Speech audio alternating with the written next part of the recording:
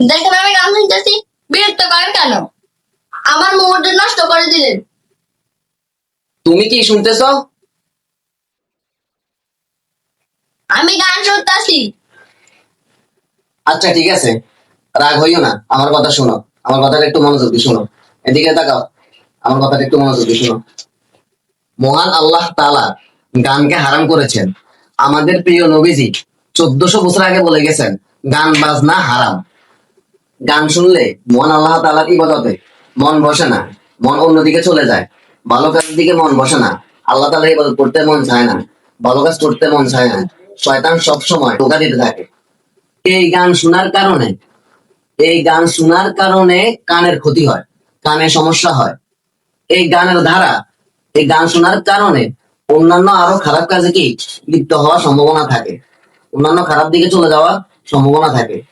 গান বাজনার ব্যাপারে রাসূল সাল্লাল্লাহু আলাইহি সাল্লাম কঠোর সতর্কতা প্রদান করেছেন।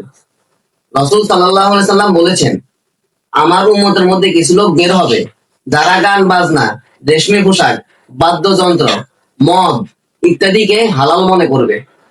যারা গান বাজনা শুনে, প্রতিনিয়ত গান বাজনা শুনে, কিয়ামতের দিন গরম গলিত সীসা তাদের কানের মধ্যে ঢেলে দেওয়া হবে। নাউজুবিল্লাহ, কত বড় শাস্তি! রাসূল সাল্লাল্লাহু আলাইহি সাল্লাম বলেন, আমাদের প্রিয় নবীজি বলেন, কিয়ামতের কঠিন দিনে সবাই কিছু মানুষকে দেখে ভয় পাবে। তাদের চেহারার দিকে একবার তাকাই আর তাকাবে না, কারণ তাদের চেহারার মধ্যে শুধু চোখগুলো দেখা যাবে, বড় বড় চোখ। তাদের মুখের এই যে মাংস, চামড়া, গোস্ত, এগুলো কিছু দেখা যাবে না। তাদের দিকে একবার তাকায়, কেউ আর তাদের দিকে তাকাবে না। তখন কিছু মানুষ জিজ্ঞেস করবে, এরা কারা? তখন ফেরেশতারা বলবে, এরা হচ্ছে তারা যারা সবসময় গান বাজনায় লিপ্ত থাকতো, গান বাজনা শুনে বেড়াইতো। তুমি নিশ্চয়ই এবার ভাইয়ার কথা বুঝতে পারছো এবং তুমি তোমার ভুল বুঝতে পারছো, আমার বিশ্বাস।